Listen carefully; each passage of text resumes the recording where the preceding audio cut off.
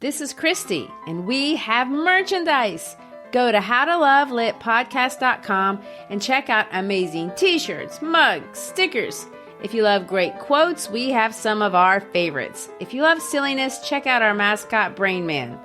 Go to howtolovelitpodcast.com, click on the shop button, and find something for that person who needs to be reminded that we are fashioned creatures but half made up. Mary Shelley said that. To everyone else, this is a task. But to you, this is opportunity. Switch to Boost Mobile and get the Coach Prime Moto G5G for $29.99 at boostmobile.com. The Boost Mobile network, together with our roaming partners, covers 99% of the U.S. population. Moto G5G for $29.99 when you switch with a new Unlimited Plus or Unlimited Premium plan activation. Online only. Taxes extra. All prices, fees, features, functionality, and offers are subject to change without notice. Visit boostmobile.com for details.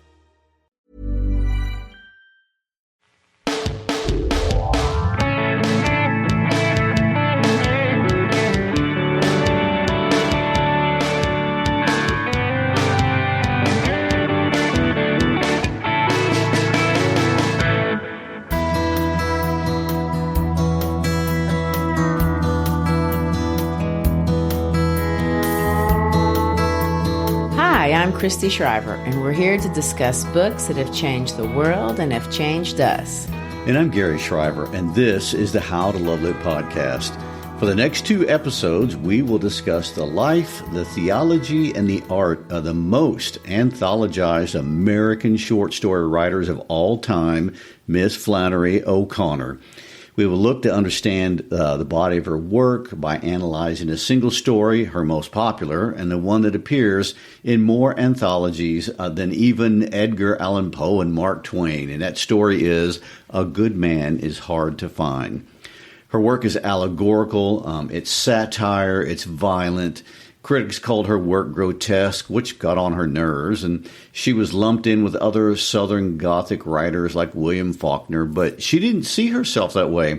She called her work not Gothic, but Christian realism, which on first pass seems strange. I mean, her characters are terrible.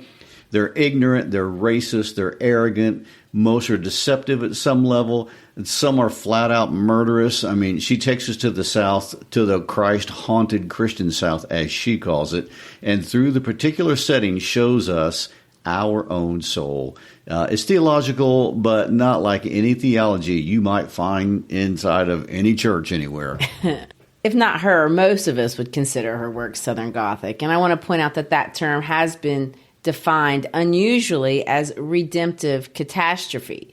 What critics mean when they call it that is that the American South and the American Southern writers knew better than most the cost of war and man's brutality to man on a large scale and what it did to culture. But yet on an individual level, this cultural catastrophe can be personally redemptive. You know, writers of the South had and likely still do have a unique American perspective that creates some strange writing. In O'Connor's famous lecture, Some Aspects of the Grotesque, she famously starts in the beginning of her lecture with some introductory remarks and says this: I have found that anything that comes out of the South is going to be called grotesque by the Northern reader, unless it is grotesque, in which case it is going to be called realistic. Yeah, there is a recording of that lecture that you can find on YouTube when she delivered it at Wesleyan College. And she does have a very thick Southern accent, but her dry humor comes across maybe even better with the audio. And if you listen to the lecture as she explores what it means to be a Southern writer, you understand very quickly that faith in general, but her Catholic faith in particular, is the framework in which to understand her worldview. In fact, those who don't understand at least a little bit about her Catholic faith are almost sure to misunderstand her. Several early critics considered her work nihilistic and deterministic, and Time magazine called her ferocious Flannery. Another critic, William Esty, placed her in a cult of gratuitous grotesque. Well, they're into the alliteration, aren't they? One critic claimed that she had an Electra complex and hated her mother And in all fairness, there are quite a few devouring mothers in her stories. That's a Freudian term if you want to check that out. But they, too, are there as really universal representations of more than just the poor, ignorant, silly women that they appear to be in the story. And Christy, I'm not making her sound like a fun read, but she really is. And in fact, she's actually funny. Right. And at first pass, it seems amazing that we ask teenagers to read her work. And in fact, there was a moment when people did try to cancel her altogether. She can be disturbing, but there might be no author that's more important for teenagers to read these days when there's so much pressure just to be a non-thinking drone. Students, by the way, love her. My students, and I know I teach in the South, but we really understand her word. They know her characters. They love her characters. They're our grandmothers, our neighbors, our kinfolk, to say it the Southern way. But her stories get in your head. And once you read one, you really have to think about it. And maybe it's because the grotesque element is there, but it's not gratuitous. She defended her choice to use the grotesque. She claims that it's a grotesque writer that can make something alive that we're not accustomed to seeing every day. They make real for us the mysterious, the unexpected. She said this, "In these times, the most reliable path to reality is by the grotesque." I mean, her work is entirely symbolic. When asked what her stories meant, she would say something to the effect of, "Well, if I could have just said it, I would have." Let me quote her specifically. And she said this, "The meaning of fiction is not abstract meaning, but experienced meaning." And I think as we read A Good Man is Hard to Find, we can understand what she means by that. The stories are multidimensional. Every detail is intentional. It conveys another layer of meaning that would otherwise be absent. Nothing is just one thing. This story is not just about the misfit. It's also not just about the grandmother. I'd like to say one comment about Southerners before we move on here. So you and I are Southerners, but our friends here in the South don't think that we have Southern accents. Now, our friends outside the South think we have Southern accents. So where do we fall? Are we grotesque or realistic? Who knows?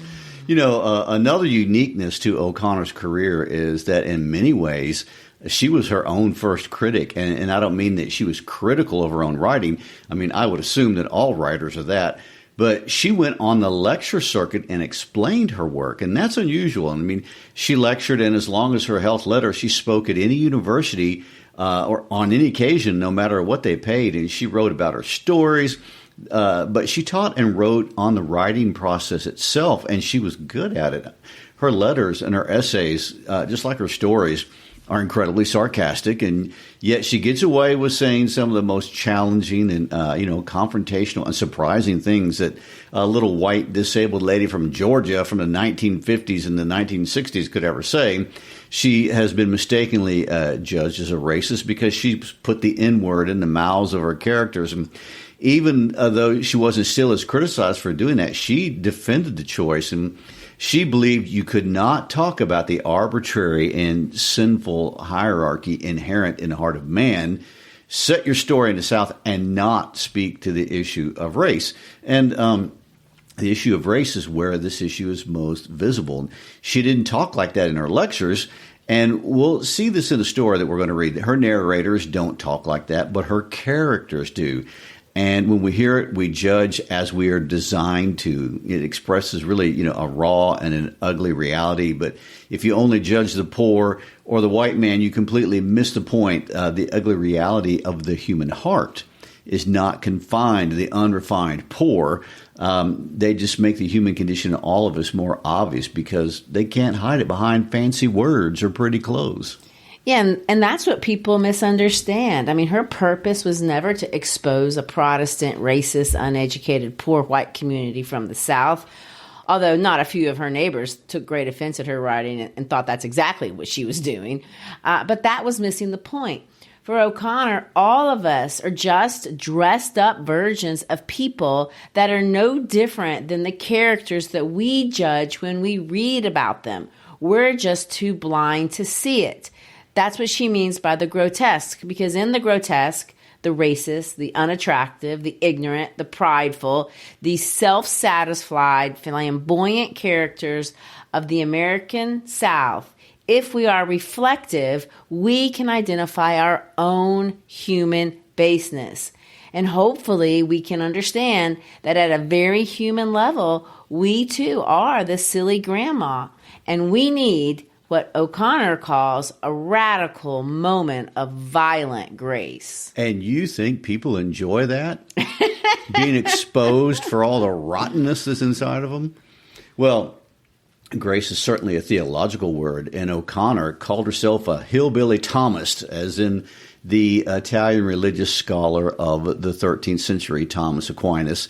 She read his work every single night before she went to bed, and she meditated on it and worked out his complicated worldview. She expresses her understanding of theology through a community that the people of her day called white trash. And for this, she's been compared to some of the greatest thinkers on earth. I've read articles where she's been compared to Sophocles, Dante, Chaucer, Milton, John Donne, Dostoevsky, just to name a few. That's an impressive club. And yet, by her own admission, she's not writing for a Christian audience. No, she's writing to the atheist, specifically to the existentialist, to the nihilist. What's more surprising is that the kind of person that she's writing to wants to read her. But they do. I mean, she's a Catholic, but she engages the secular on their terms. She said this about herself: if I were not a Catholic, I would have no reason to write, no reason to see, no reason ever to feel horrified by anything or to enjoy anything. And yet, she's not writing to the Catholic. Or to use her own words, quote, when you can assume that your audience holds the same beliefs you do, you can relax and use more normal means of talking to it. When you have to assume that it does not, then you have to make your vision apparent by shock. To the hard of hearing, you shout. And for the almost blind, you draw large and startling figures. And so she does. She shouts at us through the larger-than-life, colorful, lower-income communities of white rural dwellers of the South. And they are large, startling figures. Except since I live down here, I can say I've met quite a few of these guys in real life. Well, and so have I, that's right. But I've also met these same people in the North and every other section of the country as well. I mean, these colorful characters are universal, and they say deep things, and that's who she really appeals to, deep thinkers. In another setting, she said this: my audience are the people who think God is dead. At least these are the people I am conscious of writing for. If you live today, you breathe nihilism. Wow. And of course, this was post-World War II, the 40s, the 50s, and the 60s. And that was the great era of existentialism and nihilism. And, it's the era of Albert Camus and Jean-Paul Sartre and Simone de Beauvoir.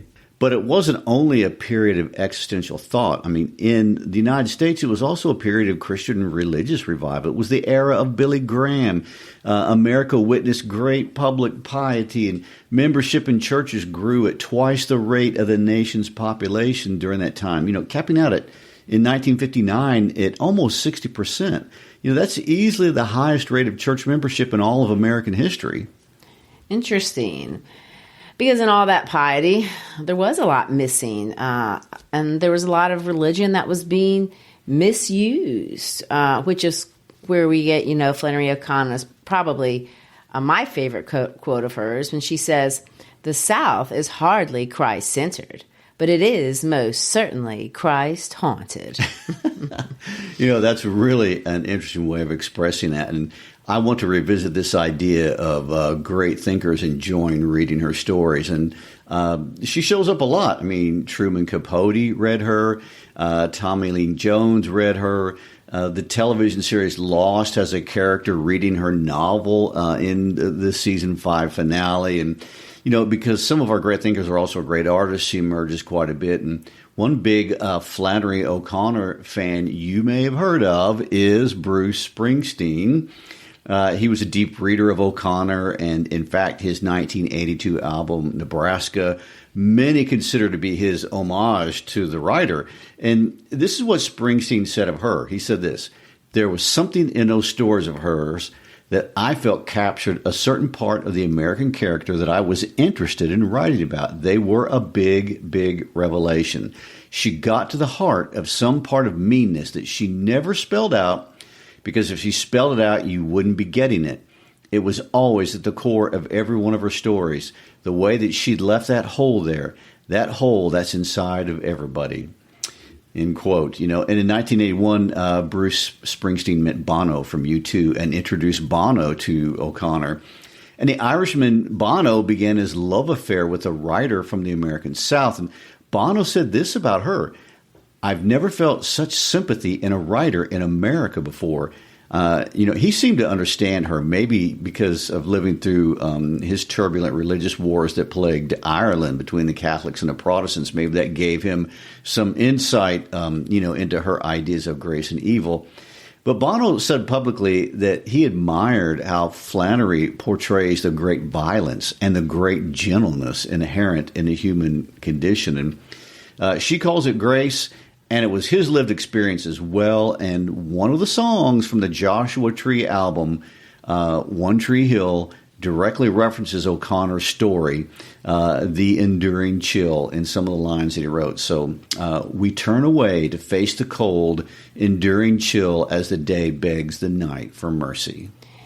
And, that's a quote from her story. But wasn't that song that you just mentioned dedicated to a band member who died in a car crash?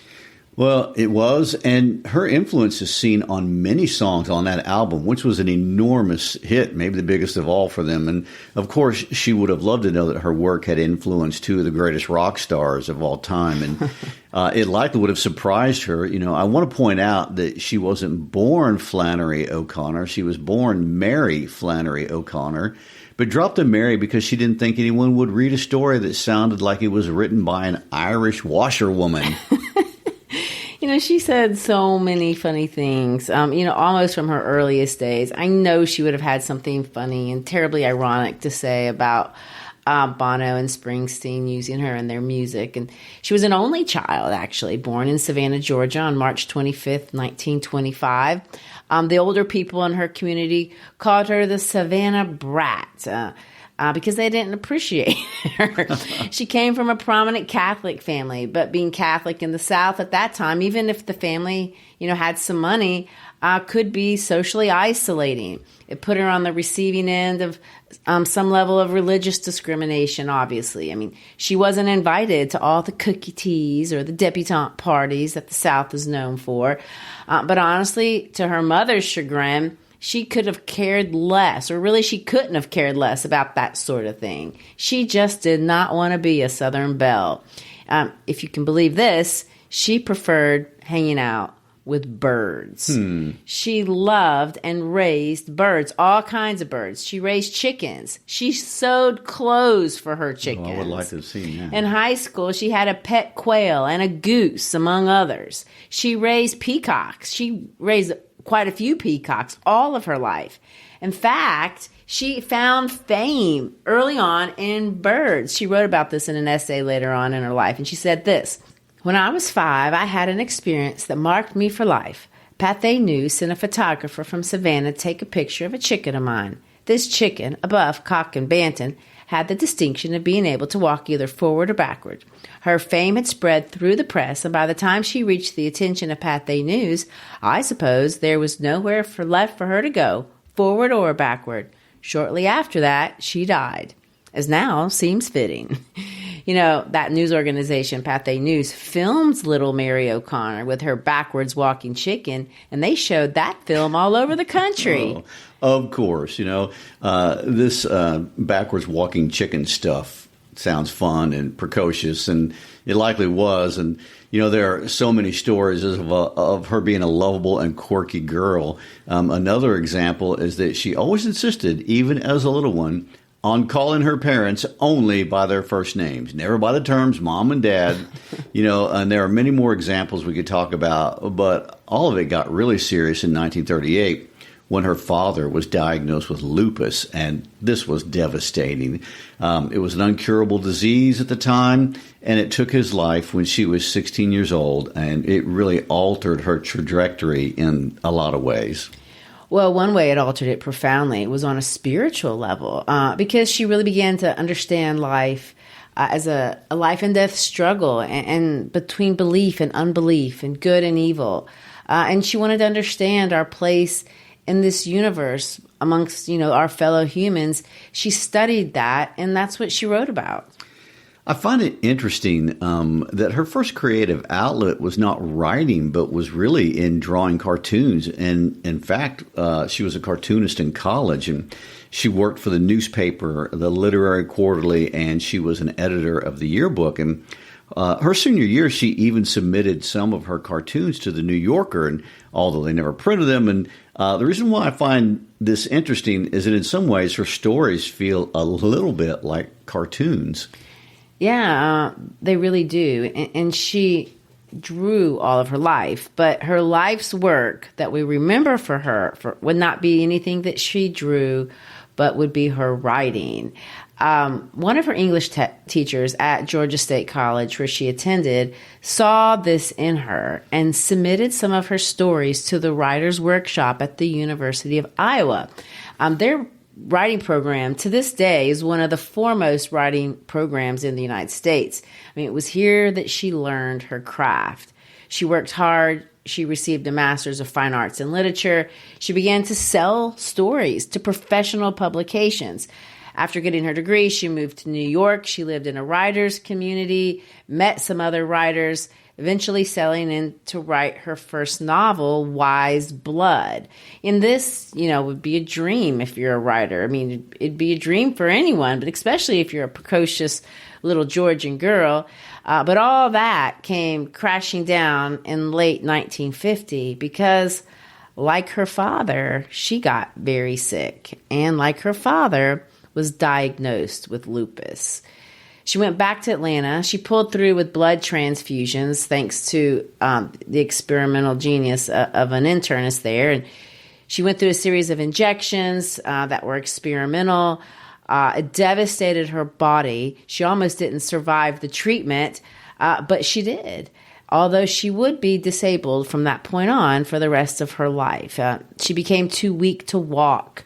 Her hip bones couldn't bear the weight of her own body, and she used a cane at first, but by 1955, until the time she died at age 39, she would get around on aluminum crutches, those kinds that have those arm supports. It was this period, during her sickness, during her disability, that she discovered not only her strongest voice, but the insights that would change so many of us that have read her work ever since. Sickness, she said, is a place more instructive than a long trip to Europe, a place where there is no company. So we've talked about her, we've talked about her inspiration, we've talked about her stories long enough. So let's get into one.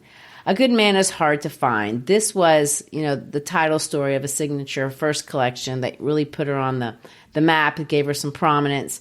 She spent more time talking about this one story than any other story. I mean, she talked about it to all of her audiences. It exasperated her that people didn't understand it. And she kind of saw it seems, to be a model as a way of understanding or unlocking the rest of his stories. She read it mostly to college audiences. So it seems the best introduction to her work. I do want to qualify that it is kind of longer than we have to do in one episode. So we're going to split it up. We'll read for a while, then we'll comment and identify this insight or that insight, hopefully to provide a little orientation about Southern culture or point out a few obvious symbols. But I do need to make clear that you're not going to find the whole meaning embedded in this story in just one reading. It's just not enough, and we're not enough to give you that insight. O'Connor herself said that meaning was independently embodied in the story. So in some ways, you're going to be on your own. Having said that, should we get started? Let's do it. The grandmother didn't want to go to Florida. She wanted to visit some of her connections in East Tennessee, and she was seizing at every chance to change Bailey's mind. Bailey was the son she lived with, her only boy. He was sitting on the edge of his chair at the table, bent over the orange sports section of the journal. "Now look here, Bailey," she said. "See here, read this." And she stood with one hand on her thin hip and the other rattling the newspaper at his bald head. "Here, this fellow that calls himself the Misfit is loose from the federal pen and headed toward Florida. And you read here what it says he did to these people. Just you read it. I wouldn't take my children in any direction with a criminal like that loose in it. I couldn't answer to my conscience if I did." Bailey didn't look up from his readings, so she wheeled around then and faced the children's mother, a young woman in slacks, whose face was as broad and innocent as a cabbage and was tied around with a green handkerchief that had 2 points on the top like rabbit's ears. She was sitting on the sofa, feeding the baby his apricots out of a jar. "The children have been to Florida before," the old lady said. "You all ought to take them somewhere else for a change so they would see different parts of the world and be broad. They never have been to East Tennessee." The children's mother didn't seem to hear her, but the 8-year-old boy, John Wesley, a stocky child with glasses, said, "If you don't want to go to Florida, why don't you stay at home?" He and the little girl, June Starr, were reading the funny papers on the floor. "She wouldn't stay at home to be queen for a day," June Starr said without raising her yellow head. "Yes, and what would you do if this fellow, the Misfit, caught you?" the grandmother asked. "I'd smack his face," John Wesley said. "She wouldn't stay at home for $1,000,000, June Starr said. "Afraid she'd miss something. She has to go everywhere we go." "All right, miss," the grandmother said. "Just remember that next time you want me to curl your hair." June Starr said her hair was naturally curly. You know, the first sentence in the entire story starts with the thoughts and the desires of the grandmother, which is interesting because O'Connor adopts this free indirect discourse point of view that we've talked about before. And what does that mean? We have an outside narrator. We do. This is not a first-person narrative, but we are clearly looking at things entirely from the grandmother's perspective. The first thing we know is that she doesn't want to go to Florida. So she pitches East Tennessee as a way to open the children's minds to a broader world. So she's using these arguments that are clearly in the best interest of the children, but it's really a way for her to get her own way. We begin to notice a few things about the grandmother. She wants certain things. She's manipulative. She's also judgmental. She judges the way her son is raising his kids. She judges the wife. I mean, the head of a cabbage and rabbit ears. I mean, it's implicit. You know, I also want to point out that no one pays any attention to her. In fact, the kids seem tired of her.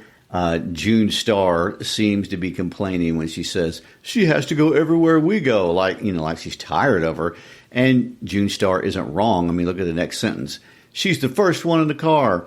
Also notice that she's hiding a cat when she wants to sneak on the trip. That's true. And notice the names and the behavior of these kids. June Starr, I mean, she clearly thinks she's a star. The world revolves around her. John Wesley, who's named after the Methodist minister, is bratty. He kicks the chair. They're not nice kids. What I would like to point out, in case you're not a Southerner, you don't know, the double first name is truly a Southern thing. June Starr. Yes. The next morning, the grandmother was the first one in the car ready to go. She had her big black valise that looked like the head of a hippopotamus in one corner, and underneath it, she was hiding a basket with Pitty Sing the cat in it. She didn't intend for the cat to be left alone in the house for 3 days because he would miss her too much, and she was afraid he might brush against one of those gas burners and accidentally asphyxiate himself. Her son Bailey didn't like to arrive at a motel with the cat. She sat in the middle of the back seat with John Wesley and June Starr on either side of her. Bailey and the children's mother and the baby sat in the front, and they left Atlanta at 8:45 with the mileage on the car, 55,890 miles. The grandmother wrote this down because she thought it would be interesting to say how many miles they had been when they got back. It took them 20 minutes to reach the outskirts of the city. The old lady settled herself comfortably, removing her white cotton gloves and putting them up with her purse on the shelf in front of the back window. The children's mother still had on slacks and still had her head tied up in a green kerchief, but the grandmother had on a navy blue straw sailor hat with a bunch of white violets on the brim and a navy blue dress with a small white dot in the print. Her collar and cuffs were white organdy trimmed with lace, and at her neckline she had pinned a purple spray of cloth velvets containing a sachet. In case of an accident, anyone seeing her dead on the highway would know at once that she was a lady. Now it's my turn to point out that this woman is definitely aware of social hierarchies. I mean, she is superior to her daughter-in-law, as expressed by how she's outdressed her. And even if there's an accident, she wants it to be clear to anyone seeing her body that she's at the top of the hierarchy in this car. Yes, and she's wearing white, which is the color of innocence, but it's the gloves. And she's wearing blue, which is also a very archetypal color. We'll talk about that later. She said she thought it was going to be a good day for driving, neither hot nor too cold, and she cautioned Bailey that the speed limit was 55 miles an hour and that the patrolmen hid themselves behind billboards and small clumps of trees and sped after you before you had a chance to slow down. She pointed out interesting details of the scenery: Stone Mountain, the blue granite that in some places came up to both sides of the highway, the brilliant red clay banks slightly streaked with purple, and the various crops that made rows of green lacework on the ground. The trees were full of silver white sunlight, and the meanest of them sparkled. The children were reading comic magazines, and their mother had gone back to sleep. "Let's go through Georgia fast so we won't have to look at it much," John Wesley said. "If I were a little boy," said the grandmother, "I wouldn't talk about my native state that way. Tennessee has the mountains, and Georgia has the hills." "Tennessee is just a hillbilly dumping ground," John Wesley said, "and Georgia is a lousy state, too." "You said it," June Starr said. "In my time," said the grandmother, folding her thin-veined fingers, "children were more respectful of their native states and their parents and everything else. People did right then." "Oh, look at that cute little pickaninny," she said, and pointed to a Negro child standing in the door of a shack. "Wouldn't that make a picture now?" she asked, and they all turned and looked at the little Negro out of the back window. He waved. "He didn't have any breeches on," June Starr said. "He probably didn't have any," the grandmother explained. "Little black children," she used a pejorative word there, "in the country don't have things like we do. If I could paint, I'd paint that picture," she said. And this is what I'm talking about. O'Connor used that racial expletive here, and she puts it in the mouth of the grandmother. It's just oozing with irony. She's backseat driving with her son, instructing the children, referencing the, quote, good old days, which, of course, if you think about the era that the story takes place, you're talking about Reconstruction, the Civil War era. Those aren't good old days. And just in case you missed the point, when she sees a poor child running around naked, an African-American child, she points out his nakedness as if it were worthy to be painted. She says those children in the country don't have things like we do. It's dehumanizing. Those people are not like us. They don't have clothes like we do. She clearly sees herself as better than every other person in the story. And the reason I point this out is because that's how Connor wants us to understand her. This story centers around this silly old woman, and an encounter is coming. The children exchanged comic books. The grandmother offered to hold the baby, and the children's mother passed him over the front seat to her. She set him on her knee and bounced him and told him about the things they were passing. She rolled her eyes and screwed up her mouth and stuck her leathery thin face into his smooth, bland one.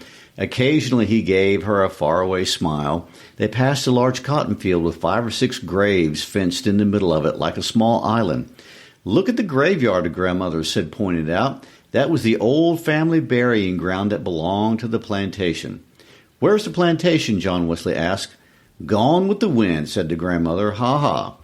When the children finished all the comic books they had brought, they opened the lunch and they ate it.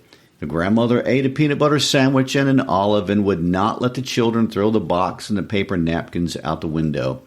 When there was nothing else to do, they played a game by choosing a cloud and making the other two guess what shape it suggested. John Wesley took one shape of a cow, and June Starr guessed a cow, and John Wesley said no, an automobile. and June Star said he didn't play fair, and they began to slap each other over the grandmother. The grandmother said she would tell them a story if they would keep quiet. When she told a story, she rolled her eyes and waved her head and was very dramatic. She once said when she was a maiden lady that she had been courted by a Mr. Edgar Atkins Teagarden from Jasper, Georgia. She said he was a very good-looking man and a gentleman, and he brought her a watermelon every Sunday afternoon with his initials cut in it, E-A-T. Well, one Saturday, she said Mr. Teagarden brought the watermelon, and there was nobody at home, and he left it on the front porch and returned to his buggy to Jasper, but she never got the watermelon, she said, because a boy ate it when he saw the initials E-A-T. This story tickled John Wesley's funny bone, and he giggled and giggled, but June Star didn't think it was any good. She said she wouldn't marry a man that just brought her a watermelon on Saturday. Grandmother said she would have done well to marry Mr. Teagarden because he was a gentleman and had bought Coca-Cola stock when it first came out, and that he had died only a few years ago, a very wealthy man. They stopped at the Tower for barbecued sandwiches. The Tower was a part stucco and part wood filling station and dance hall set in a clearing outside of Timothy. A fat man named Red Sammy Butts ran it, and there were signs stuck here and there on the building and for miles up and down the highway saying, "Try Red Sammy's famous barbecue. None like famous Red Sammy's Red Sam, the fat boy with a happy laugh. A veteran. Red Sammy's your man." Red Sammy was lying on the bare ground outside the Tower with his head under a truck while a gray monkey, about a foot high, chained to a small chinaberry tree, chattered nearby. The monkey sprang back into the tree and got on the highest limb as soon as he saw the children jump out of the car and run toward him. Inside the Tower was a long, dark room with a counter at one end and tables at the other and dancing space in the middle. They all sat down at a board table next to the Nickelodeon, and Red Sam's wife, a tall, burnt brown woman with hair and eyes lighter than her skin, came and took their order. The children's mother put a dime in the machine and played the Tennessee Waltz, and the grandmother said that tune always made her want to dance. She asked Bailey if he would like to dance, but he only glared at her. He didn't have a naturally sunny disposition like she did, and trips made him nervous. The grandmother's brown eyes were very bright. She swayed her head from side to side and pretended she was dancing in her chair. June Star said play something she could tap to, so the children's mother put in another dime and played a fast number, and June Star stepped out onto the dance floor and did her tap routine. "Ain't she cute?" Red Sam's wife said, leaning over the counter. "Would you like to come be my little girl?" "No, I certainly wouldn't," June Star said. "I wouldn't live in a broken-down place like this for $1,000,000, and she ran back to the table. "Ain't she cute?" the woman repeated, stretching her mouth politely. "Aren't you ashamed?" hissed the grandmother. Red Sam came in and told his wife to quit lounging on the counter and hurry up with these people's order. His khaki trousers reached just to his hip bones, and his stomach hung over them like a sack of meal swaying under his shirt. He came over and sat down at a table nearby and let out a combination sigh and yodel. "You can't win," he said. "You can't win," and he wiped his sweating red face off with a gray handkerchief. "These days you don't know who to trust," he said. "Ain't that the truth? People are certainly not nice like they used to be," said the grandmother. "Two fellers came in here last week," Red Sammy said, "driving a Chrysler. It was an old beat-up car, but it was a good one, and these boys looked all right to me. Said they worked at the mill, and I let them fellers charge the gas they bought. Now, why did I do that?" "Because you're a good man," the grandmother said at once. "Yes'm, I suppose I am," Red Sam said, as if he were struck with this answer. All right, I want to stop and point out a couple things. First of all, I want to go back to those archetypal colors. I mentioned that the grandmother is wearing blue and her gloves are white. She's covering herself with blue, the color of serenity, peace, order, harmony. And of course, white means innocence. But is this who she is, or is this who she presents herself to be? It's certainly how she wants us to see her if she's dead on the side of the road. But then we have this guy who owns this restaurant, red.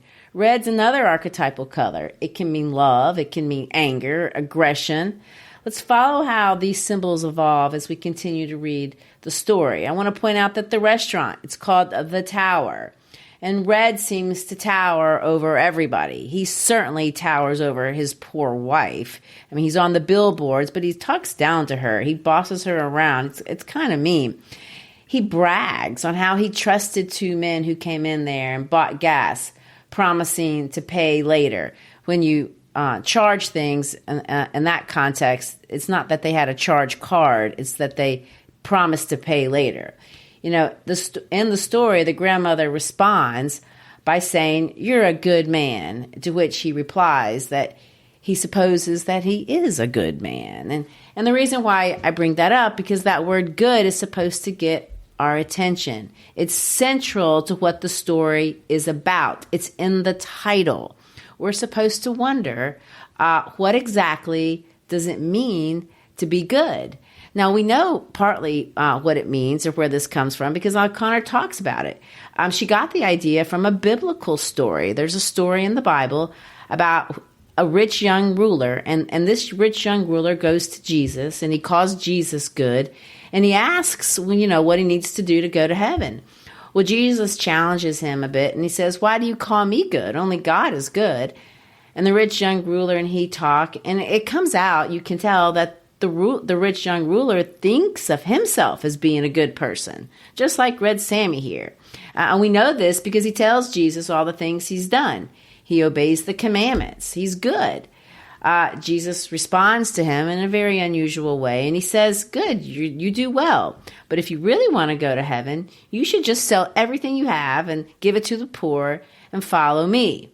Now, this story has baffled many people, many Christians really, throughout history. And if you're not a Christian, you might not know why. But the reason is, it seems strange that Jesus is telling this man that he needs to be poor in order to be good. Jesus never tells anybody else that. And he met quite a few rich people in the New Testament. What was it about this guy that made him say such a radical thing? And it has to do with the fact that the guy already considered himself to be a good guy, just like Red Sammy here, just like this grandma here. What does it mean to be a good person? It doesn't seem that the way the rich young ruler judged himself to be good was the same way Jesus was judging goodness. And it doesn't seem that Flannery O'Connor thinks that this is how you achieve goodness either. So let's keep reading and let's see if we can figure out what about this story connects with Flannery O'Connor. What about that story inspired this one? Because it's going to go in a very different direction. His wife brought the orders, carrying the 5 plates all at once without a tray, 2 in each hand and 1 balanced on her arm.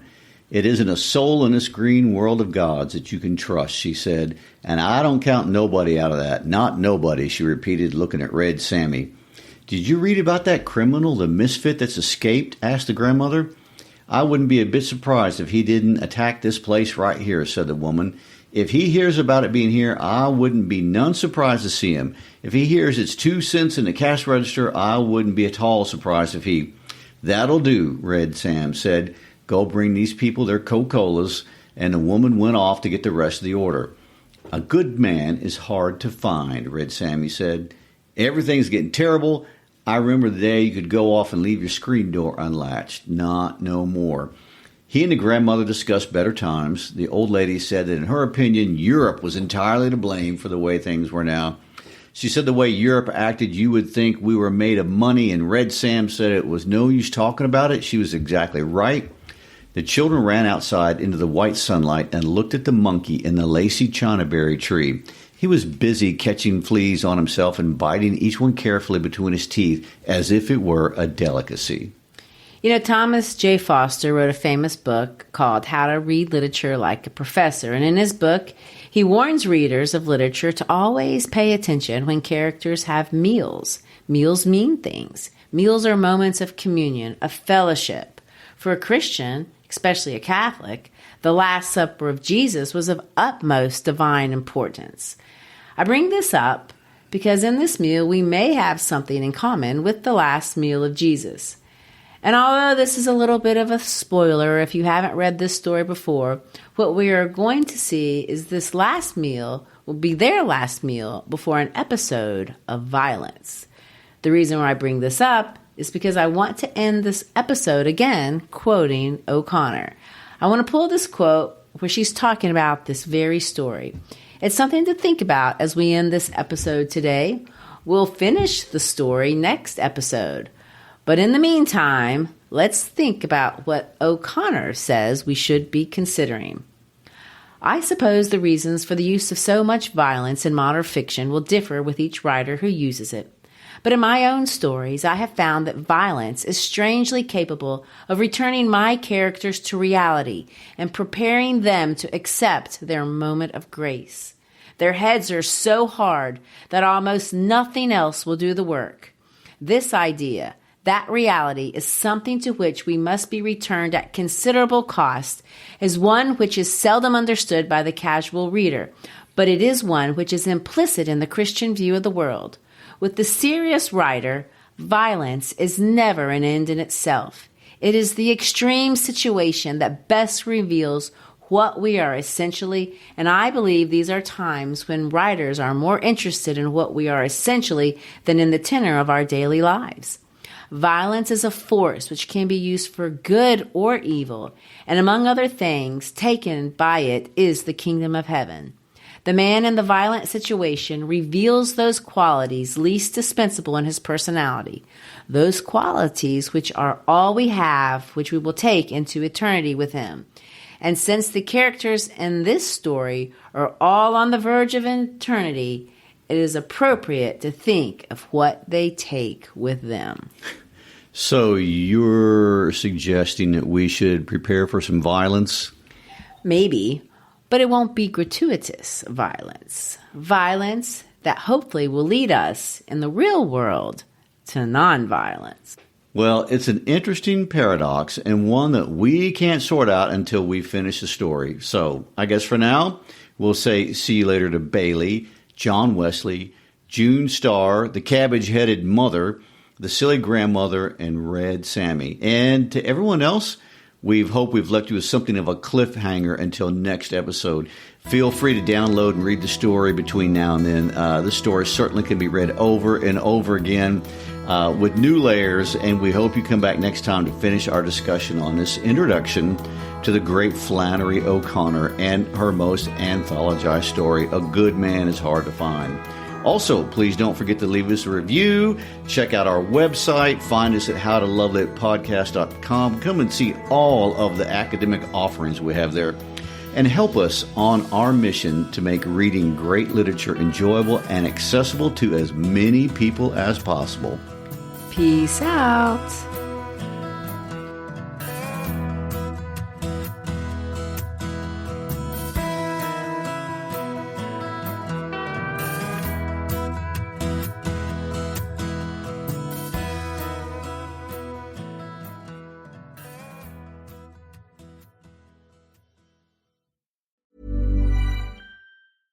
Hey fam, it's Natasha Rothwell. I wanted to tell you about my brand new show on Hulu called How to Die Alone. It asks the question, if your life flashes before your eyes, could you say that you really lived? We follow Melissa, the character I play, after a near-death experience awakens her to the fact that she'd never really been living. I hope you join us on this journey as we follow someone who's waking up to life for the first time. Stream new episodes of How to Die Alone Fridays on Hulu.